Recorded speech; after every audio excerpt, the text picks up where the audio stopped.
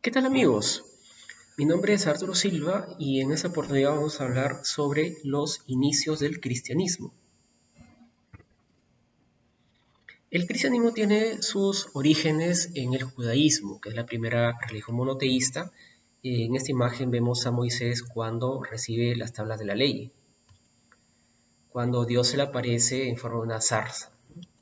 Entonces, así como Moisés, muchos otros hombres sabios, profetas, patriarcas, hablaban de la venida de un Salvador, de un Mesías, porque la humanidad estaba sometida al pecado, sometida, dominada al pecado. Entonces no tenía posibilidad de salvarse. Entonces cuando Cristo viene al mundo, lo hace por intermedio de una mujer, ¿no? que es María, su madre, ¿no? Y se encarna. En esta imagen vemos la Anunciación. Es un cuadro renacentista de Sandro Botticelli.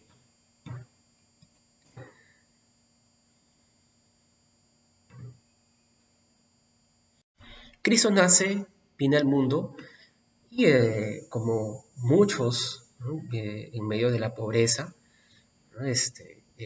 Pero que su nacimiento causa un gozo enorme, ¿no? Porque Dios se hacía hombre. Vinieron a visitarlo muchas personas, ¿no? Los Reyes Magos que fueron a adorarlo, por ejemplo. Y desde su juventud ya, por lo menos, mostraba ya signos beatíficos de la visión de Dios. Por ejemplo, en esta imagen se ve a Cristo enseñando la doctrina a los doctores de la ley, ¿no? Pero también trabajaba en el taller de José, aprendiendo las labores humanas, ¿no? Por ejemplo, la carpintería. Se bautiza para cumplir la tradición judía. Y ahí también vemos la presencia del Padre, ¿no? Cuando se le presenta, ¿no? Cuando es bautizado, y hacía milagros, hacía grandes señales, por ejemplo, caminar sobre las aguas, curar endemoniados, ¿no? Curar ciegos, lisiados, etc. Pero esto, ¿por qué lo hacía? ¿Lo hacía por simplemente demostrar su poder? No, lo hacía por caridad, lo hacía porque veía sufriendo a la gente, entonces él se compadecía de ellos y también sentía pena por la gente, ¿no? Entonces lo hacía por amor, por caridad. ¿Eh? Y cuando Cristo instituye la Eucaristía, acá, por ejemplo, en este cuadro de la Última Cena de Leonardo da Vinci, él nos deja un legado importantísimo, ¿no? Que viene a ser celebrar su misión, ¿no? Mediante la Eucaristía. ¿Y su misión cuál es? Su misión fue morir en la cruz por nosotros, por nuestros pecados, porque el hombre por sí solo no podía salvarse. Entonces Cristo sufrió y murió en la cruz. Y no fue una muerte así nomás, ¿no? Fue una muerte de cruz que se le daba a las peores personas, a los delincuentes, a criminales, a ladrones, ¿no? Este es otro recuadro, ¿no?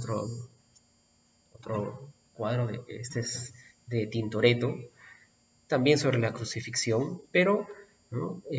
Con un ambiente más popular, ¿no? Cuando Cristo muere, ¿no? Causa un dolor enorme en María, su madre, nuestra madre, pero Cristo resucita, no se queda ahí en la cruz, en la muerte, sino que eh, regresa de la muerte, ¿no? Y eso es algo que nunca se ha visto en ninguna otra religión.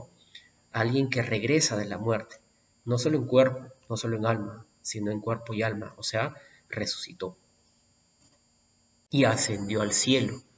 Y de eso hay testimonios, no solo de personajes cristianos, sino también de no cristianos. dejó el Espíritu Santo para que los discípulos y apóstoles puedan llenarse de fe, de valentía y puedan afrontar las persecuciones que había contra los cristianos. Incluso uno de sus perseguidores, que viene a ser Saulo de Tarso, tiene una visión de Cristo y se convierte. También otros de sus discípulos, ¿no? Hacen grandes signos, ¿no? Hacen milagros en nombre de Cristo, también curando ciegos, paralíticos. ¿Qué sucede luego? En el año 49 se da el Concilio de Jerusalén, liderado por Pablo y Bernabé. Este concilio, que probablemente haya sido el primero, se trataba de ver el comportamiento de los cristianos, cómo debía ser en las diferentes naciones, principalmente en Roma, y que tengan libertad. En el año 64, Pedro evangeliza en diferentes lugares, como Palestina, Corinto y finalmente en Roma, donde es arrestado y martirizado por Nerón, aquel emperador loco que también incendió Roma. Aquí en esta imagen es cuando Pedro es crucificado. Otro de los primeros mártires cristianos es San Esteban, quien da testimonio con su muerte, así a pedradas. Muchos otros mártires cristianos que fueron crucificados, que fueron torturados y dados a las fieras para ser devorados, ¿no?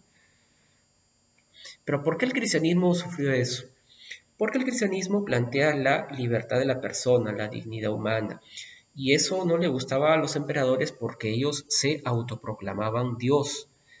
Entonces había que darles culto por el hecho de que ellos se autoproclamaban Dios. Y muchas veces este culto atentaba contra la dignidad humana, ¿no? Llevaba a actos inmorales, impúdicos, etc.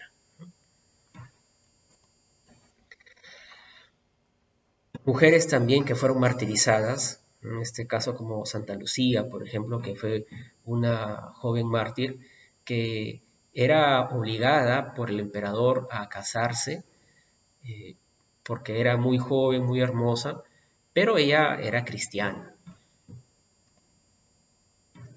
Entonces el cristianismo viene a ser en sus inicios una religión de catacumba, una religión prohibida, perseguida.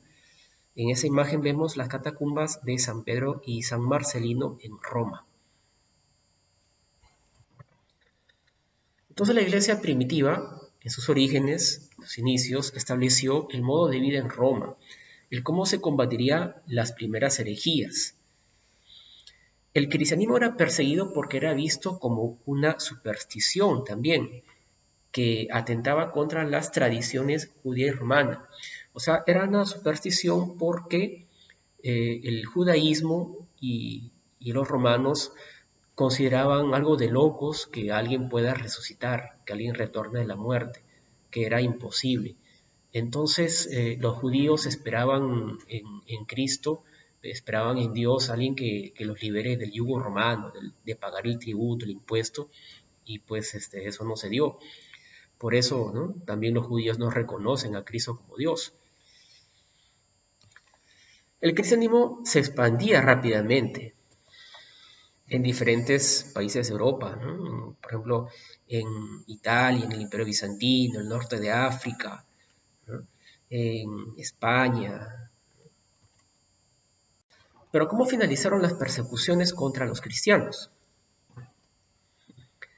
En 13, el emperador Constantino el Grande promulgó el Edicto de Milán, en el que finalizaban las persecuciones contra los cristianos y tenían la libertad religiosa, ¿no? Probablemente por una visión que había tenido de Dios, en que se le aparece en que si él se convertía al cristianismo, iba a ganar una batalla importante. Y claro, así fue.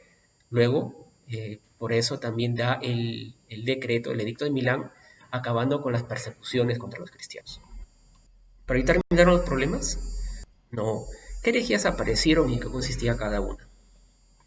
Primeramente tenemos el monofisismo, que plantea que en Cristo hay una sola naturaleza y esta es la naturaleza humana, perdón, la naturaleza divina, ¿no? Que plantea que Cristo como Dios lo podía todo y que su sufrimiento en la cruz no tenía mérito, ¿no? Porque por el hecho de ser Dios, eh, su sufrimiento no tenía mérito. Pero Cristo es perfecto Dios y perfecto hombre. Otra herejía es el arrianismo, cuyo fundador Arrio plantea que Cristo es humano y no es Dios. O sea, puede ser la criatura más iluminada, más perfecta, pero que eso no lo hacía Dios. Y usaba el argumento de que como Cristo era hijo de Dios, esto le daba la condición de subordinación. Por lo tanto, según esta herejía, Cristo no es Dios.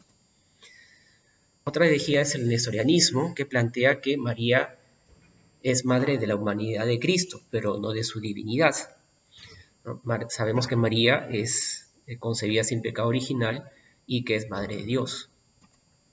El gnosticismo, que es una herejía que planteaba el conocimiento oculto de la fe, del espiritismo, y que ésta debía darse de acuerdo a la realidad de un pueblo, de las gentes, relativizándose así la doctrina.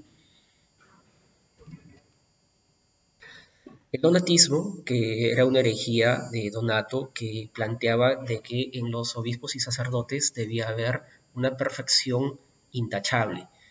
Si iban a dar los sacramentos, ellos tenían que ser irreprochables.